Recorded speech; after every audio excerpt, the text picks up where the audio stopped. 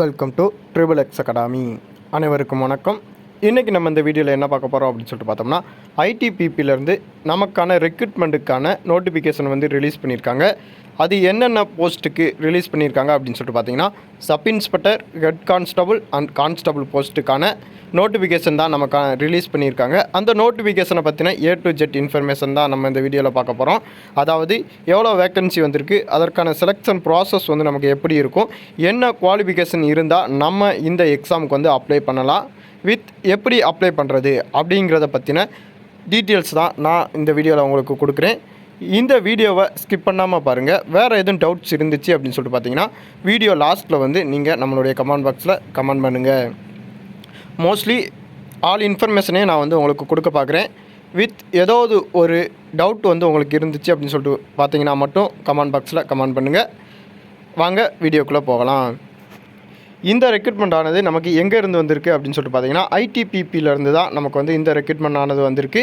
இது வந்து central government job தான், ஸ்டேட் கவர்மெண்ட் கிடையாது. இது வந்து சென்ட்ரல் கவர்மெண்ட் ஜாப் வந்து நமக்கு வந்து சொல்லியிருக்காங்க.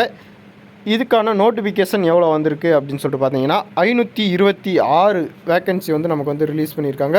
அதாவது டெலிகம்யூனிகேஷன் அப்படிங்கிறதுல வந்து நமக்கு வந்து ரிலீஸ் பண்ணியிருக்காங்க. என்னென்ன டிபார்ட்மெண்ட்டில் வந்து நமக்கு ரிலீஸ் பண்ணியிருக்காங்க அப்படின்னு சொல்லிட்டு பார்த்தீங்கன்னா, sub inspector, head constable and constable, இந்த 3 போஸ்ட்டுக்கு தான் நமக்கு வந்து ரெக்ரூட்மெண்ட் ஆனது ரிலீஸ் பண்ணியிருக்காங்க.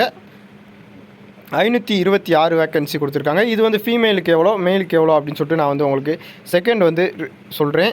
இப்போ வந்து இந்த போஸ்டிங்கில் வந்து நீங்கள் செலக்ட் ஆனீங்க அப்படின்னு சொல்லிட்டு பார்த்தீங்கன்னா, உங்களுக்கான ஒர்க் வந்து எங்கே கொடுப்பாங்க அப்படின்னு சொல்லிட்டு பார்த்தீங்கன்னா, ஆல் ஓவர் இந்தியாவில் வந்து நமக்கு எங்கே வேணாச்சும் கொடுக்கலாம் அப்படின்னு சொல்லிட்டு நமக்கு வந்து சொல்லியிருக்காங்க. இதுக்கான எக்ஸாம் ஸ்டார்டிங் டேட், அதாவது எக்ஸாமில் அப்ளை பண்ணுறதுக்கு ஸ்டார்டிங் டேட் அப்படின்னு சொல்லிட்டு பார்த்தீங்கன்னா, 15/11/2024 வந்து நம்ம வந்து அப்ளை பண்ண ஸ்டார்ட் பண்ணலாம். லாஸ்ட் டேட் அப்படின்னு சொல்லிட்டு பார்த்தீங்கன்னா 14/12/2024 இதுக்கான லாஸ்ட் டேட் வந்து கொடுத்துருக்காங்க. நீங்கள் வந்து இந்த எக்ஸாமுக்கு வந்து குவாலிஃபைடாக இருக்கீங்க அப்படின்னு சொல்லிட்டு பார்த்தாலும், நெக்ஸ்ட்டு வந்து நான் வந்து எப்படி அப்ளை பண்ணுறது அப்படிங்கிறத வந்து நான் உங்களுக்கு வந்து சொல்கிறேன். அதனால் நீங்கள் வந்து காலதாமதம் எதுவும் ஏற்படுத்தாமல் கண்டிப்பான முறையில் அப்ளை பண்ணுங்கள். இதுக்கான எல்லாமே ஆல் இன்ஃபர்மேஷனே நம்ம வந்து கொடுக்கும்போது உங்களுக்கு வந்து உங்களுக்கே நீங்கள் வந்து இந்த எக்ஸாமுக்கு வந்து நம்ம தகுதியாக இல்லை அப்ளை பண்ணலாமா அப்படின்னு சொல்லிட்டு உங்களுக்கு தெரிஞ்சிடும். அதனால தான் உங்களுக்கு சொல்கிறேன், லாஸ்ட்டில் வந்து நீங்கள் அப்ளை பண்ணலாமா பண்ண வேணாமா அப்படிங்கிறத வந்து நீங்கள் வந்து தெரிஞ்சுக்கோங்க. அப்ளை பண்ணுற மோடு வந்து நம்மளுடைய ஆன்லைன் மோடு தான், ஆஃப்லைனில் வந்து நம்ம வந்து அப்ளை பண்ண முடியாது. இந்த நோட்டிஃபிகேஷனை வந்து நீங்கள் அஃபீஷியல் வெப்சைட்டான ஐடிபிபி வெப்சைட்டில் வந்து நீங்கள் வந்து செக் பண்ணிக்கலாம். இதுக்கான லிங்க்குமே நான் வந்து வீடியோ கீழே வந்து உங்களுக்கு வந்து ப்ரொவைட் பண்ணி காட்டியிருக்கேன். அதையும் நீங்கள் செக் பண்ணி பார்த்துக்கோங்க. நெக்ஸ்ட்டு வந்து இதுக்கான வேக்கன்சி டீட்டெயில்ஸை பற்றி தான் நம்ம வந்து பார்க்க போகிறோம்.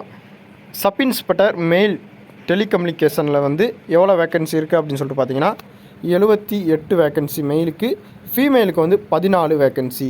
சப் இன்ஸ்பெக்டருக்கு வந்து மெயிலுக்கு வந்து 78 வேக்கன்சி, ஃபீமேலுக்கு வந்து 14 வேக்கன்சி. நெக்ஸ்ட்டு வந்து ஹெட் கான்ஸ்டபுளில் வந்து மெயிலுக்கு வந்து எவ்வளோ வேக்கன்சி அப்படின்னு சொல்லிட்டு பார்த்தீங்கன்னா 325 வேக்கன்சி, ஃபீமேலுக்கு 58 வேக்கன்சி.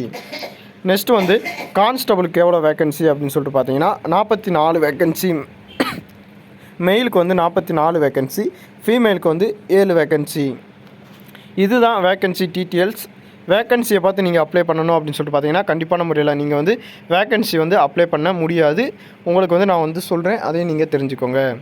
நெக்ஸ்ட்டு வந்து சப் இன்ஸ்பெக்டருக்கு வந்து என்ன குவாலிஃபிகேஷன் இருக்கணும் அப்படின்னு சொல்லிட்டு பார்த்தீங்கன்னா, பேச்சுலர் டிகிரியில் வந்து நீங்கள் சயின்ஸ் வந்து எடுத்துருக்கணும். அதாவது சயின்ஸில் ஃபிசிக்ஸ், கெமிஸ்ட்ரி அண்ட் மேத்தமெட்டிக்ஸ், இந்த 3ல் வந்து நீங்கள் வந்து டிகிரி வந்து கம்ப்ளீட் பண்ணியிருக்கணும் அப்படின்னு சொல்லிட்டு சொல்லியிருக்காங்க.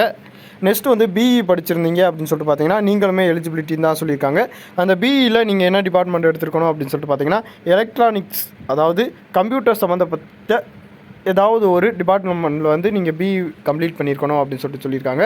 நெக்ஸ்ட்டு வந்து பேச்சுலரில் வந்து கம்ப்யூட்டர் அப்ளிகேஷன் வச்சுருந்தீங்க அப்படின்னு சொல்லிட்டு பார்த்தீங்கன்னா, அதாவது அந்த யூனிவர்சிட்டியில் வந்து நீங்கள் வந்து வச்சுருந்தீங்க அப்படின்னு சொல்லிட்டு பார்த்தீங்கன்னா அப்ளை பண்ணலாம் அப்படின்னு சொல்லிட்டு சொல்லியிருக்காங்க.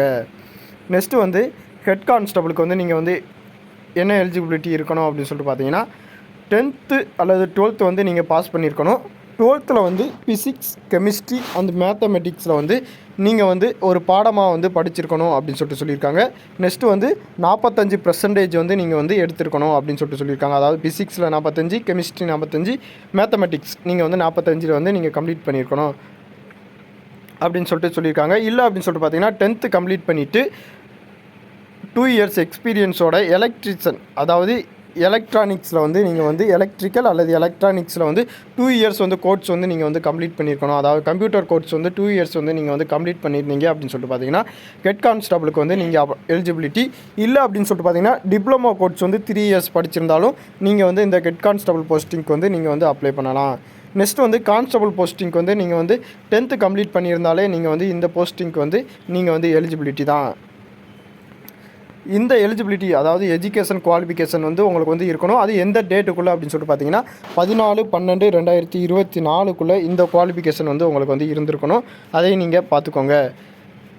எஜுகேஷன் குவாலிஃபிகேஷனில் வந்து எதுவும் டவுட்ஸ் இருந்துச்சு அப்படின்னு சொல்லிட்டு பார்த்தீங்கன்னா கமெண்ட் பாக்ஸில் கமெண்ட் பண்ணிடுங்க. இப்போ ஏஜ் லிமிட் அப்படின்னு சொல்லிட்டு பார்த்தீங்கன்னா சப் இன்ஸ்பெக்டருக்கு வந்து 20லேருந்து 25 வயசுக்குள்ளே, ஹெட் கான்ஸ்டபிளுக்கு வந்து 18லேருந்து 25 வயசுக்குள்ளே, அதுவே கான்ஸ்டபிளுக்கு வந்து 18லேருந்து 23 வயசுக்குள்ளே வந்து நீங்கள் இருக்கணும் அப்படின்னு சொல்லிட்டு சொல்லியிருக்காங்க.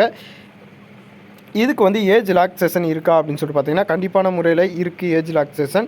நீங்கள் SC STயாக இருந்தீங்க அப்படின்னு சொல்லிட்டு பார்த்தீங்கன்னா உங்களுக்கு வந்து 5 இயர்ஸ் ஏஜ் ரிலாக்ஸேஷன். OBCயாக இருந்தீங்க அப்படின்னு சொல்லிட்டு பார்த்தீங்கன்னா 3 இயர்ஸ் வந்து உங்களுக்கான ஏஜ் ரிலாக்ஸேஷன் வந்து நீங்கள் கொடுக்குறாங்க.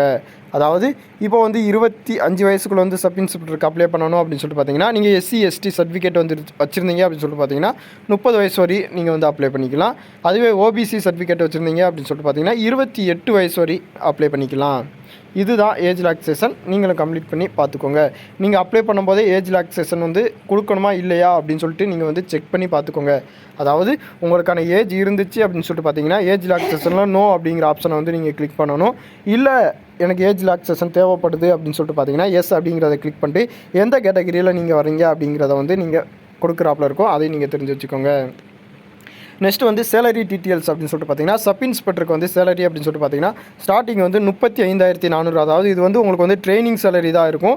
மேக்ஸிமம் வந்து நீங்கள் 45 கிட்ட வந்து நீங்கள் வந்து சேலரி வந்து எதிர்பார்க்கலாம் சப் இன்ஸ்பெக்டருக்கு. ஹெட் கான்ஸ்டபிள் அப்படின்னு சொல்லிட்டு பார்த்தீங்கன்னா 25,500 வந்து ஸ்டார்டிங் சேலரி சொல்கிறாங்க. இதுலையுமே நீங்கள் 30+ சேலரி, அதாவது 30,000+ சேலரி வந்து நீங்கள் வந்து எதிர்பார்க்கலாம். சேலரியை பொறுத்த வரைக்கும் நமக்கு வந்து இதில் வந்து எந்த இஷ்யூவும் கிடையாது. அதுவே ஹெட் கான்ஸ்டபிள் அப்படின்னு சொல்லிட்டு பார்த்தீங்கன்னா 21,700 சொல்லியிருக்காங்க. நீங்கள் ஒரு 25க்கு மேலே வந்து நம்ம வந்து சேலரி வந்து எதிர்பார்க்கலாம். நெக்ஸ்ட்டு வந்து உங்களுக்கு வந்து செலெக்ஷன் ப்ராசஸ் எப்படி இருக்கும் அப்படின்னு சொல்லிட்டு பார்த்தீங்கன்னா உங்களுக்கு வந்து ஃபஸ்ட்டு PET டெஸ்ட், அதாவது ஃபிசிக்கல் எலிஜிபிலிட்டி டெஸ்ட். செகண்ட் வந்து உங்களுக்கு வந்து ஃபிசிக்கல் ஸ்டாண்டர்ட் டெஸ்ட். இந்த 2 டெஸ்ட்டுமே உங்களுக்கு ஒரே நாளில் வந்து கம்ப்ளீட் பண்ணிடுவாங்க. அதையும் நீங்கள் பார்த்துக்கோங்க. நெக்ஸ்ட்டு வந்து ரிட்டன் எக்ஸாமினேஷன், அதாவது கம்ப்யூட்டர் எக்ஸாமினேஷன் வந்து உங்களுக்கு எப்போ நடக்கும் அப்படின்னு சொல்லிட்டு பார்த்தீங்கன்னா மேக்ஸிமம் 2 மந்த்லேருந்து 3 மந்த் வரை உங்களுக்கான கால அவகாசம் வந்து கொடுத்துருப்பாங்க. அதுக்குள்ளேயே நீங்கள் வந்து படிக்கணும் அப்படின்னு நினச்சிங்கன்னா படிச்சுக்கலாம். இதுக்கான எக்ஸாம் சிலபஸ் வந்து சப் இன்ஸ்பெக்டருக்கும் கான்ஸ்டபிளுக்கும் மாறி தான் இருக்கும். நீங்கள் வந்து அதையும் செக் பண்ணி பார்த்துக்கோங்க. நான் வந்து மேக்ஸிமம் வந்து இது செலெக்ஷன் ப்ராசஸ் வந்து உங்களுக்கு என்னென்ன அப்படிங்கிறத மட்டும்தான் நான் உங்களுக்கு வந்து சொல்கிறேன். இதுக்கு டீப்பாக சொல்லணும் அப்படின்னு சொல்லிட்டு பார்த்தீங்கன்னா நம்மளுடைய கமெண்ட் பாக்ஸில் கமெண்ட் பண்ணுங்கள். நம்ம வந்து நெக்ஸ்ட் வீடியோவில் போடுறதுக்கு ட்ரை பண்ணுவோம். தேர்ட் வந்து உங்களுக்கான சர்டிஃபிகேட் வெரிஃபிகேஷன். நெக்ஸ்ட் வந்து உங்களுக்கான மெடிக்கல் எக்ஸாமினேஷன். இந்த 4 அடிப்படையில் தான் உங்களுக்கான இந்த செலெக்ஷன் ப்ராசஸ் வந்து இருக்கும். அதையும் நீங்கள் தெரிஞ்சு வச்சுக்கோங்க.